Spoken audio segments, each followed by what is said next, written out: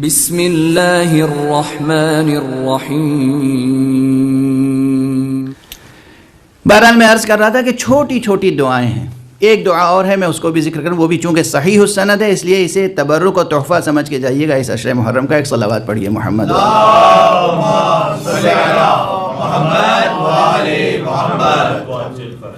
اسی کتاب شریف کافی کی کتاب الدعاء میں.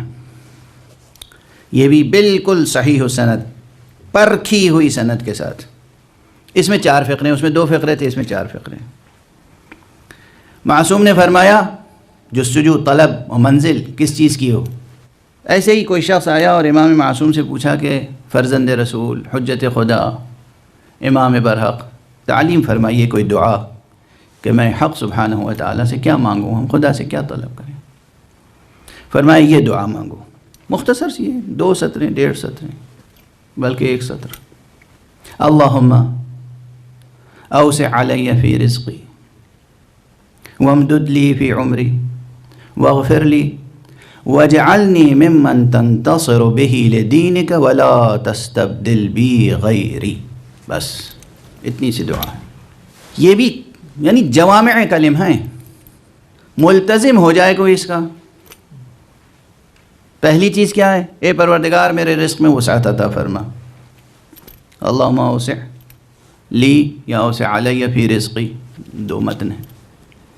اور وامدد لی فی عمری، میری زندگی میں درازی عطا فرما، طول عمر عطا فرما. اللہ کی عبادت کے ساتھ طول عمر نعمت ہے، اللہ کی معصیت کے ساتھ چھوٹی سی زندگی بھی عذاب ہے.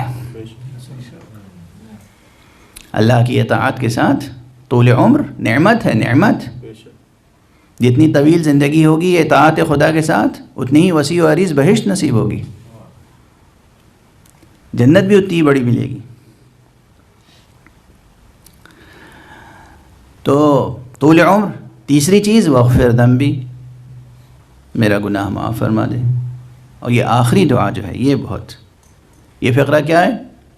فقرے میں ارشاد فرمایا وَاجْعَلْنِي مِمَّن تَنْتَصِرُ بِهِ لِدِينِكَ، اور مجھے ان میں سے قرار دے جن کے ذریعے سے تو اپنے دین کی نصرت فرما. مجھے ان میں سے قرار دے جن کے ذریعے سے تو اپنے دین کی نصرت فرما. وَاجْعَلْنِي مِمَّن تَنْتَصِرُ بِهِ لِدِينِكَ وَلَا تَسْتَبْدِلْ بِي غَيْرِي، اور میری جگہ کسی اور کو نہ لے آنا. تبدیلی نہیں چاہتا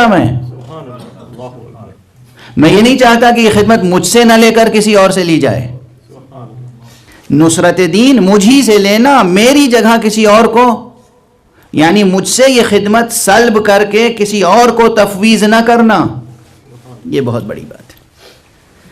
زندگی میں پروردگار لوگوں کو خدمت کے موقع دیتا ہے، وسیلے دیتا ہے، موقع دیتا ہے. اور اگر انسان ان وسائل سے اور ان موقعوں سے اور فرصت سے کام نہ لے، اپنی نفس پرستی میں مبتلا رہے، تو پھر اس سے وہ موقع، وہ فرصت، وہ توفیق سلب ہو جاتی ہے. پھر ہمیشہ کف حسرت ملتا رہتا ہے، کف افسوس ملتا رہتا ہے انسان. وہ گئی فرصت، اب یہ فرصت، یہ توفیق کسی اور کو نصیب ہوگی، آپ کی قسمت سے گئی. یہاں دعا یہ پروردگار وَاجْعَلْنِي مِمَّن تَنْتَصِرُ بِهِ لِدِينِكَ، مجھے ان میں قرار دے جن کے ذریعے سے تو اپنے دین کی نصرت فرمائے گا.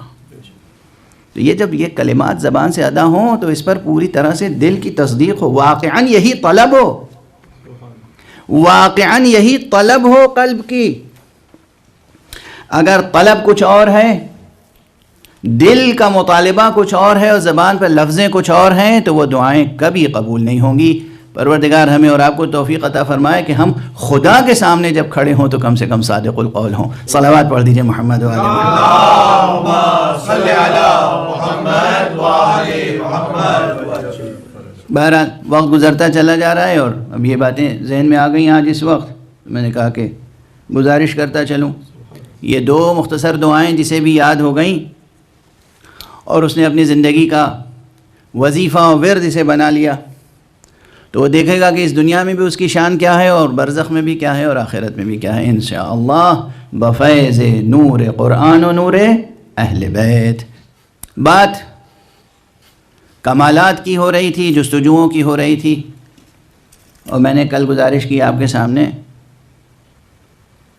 کہ پہلا کمال، کل تک جو گزارش کی، پہلا کمال علم ہے، دوسرا کمال محبت ہے، اور اس کے بعد جتنے کمالات ہیں وہ انہی دو چیزوں سے وجود میں آتے ہیں۔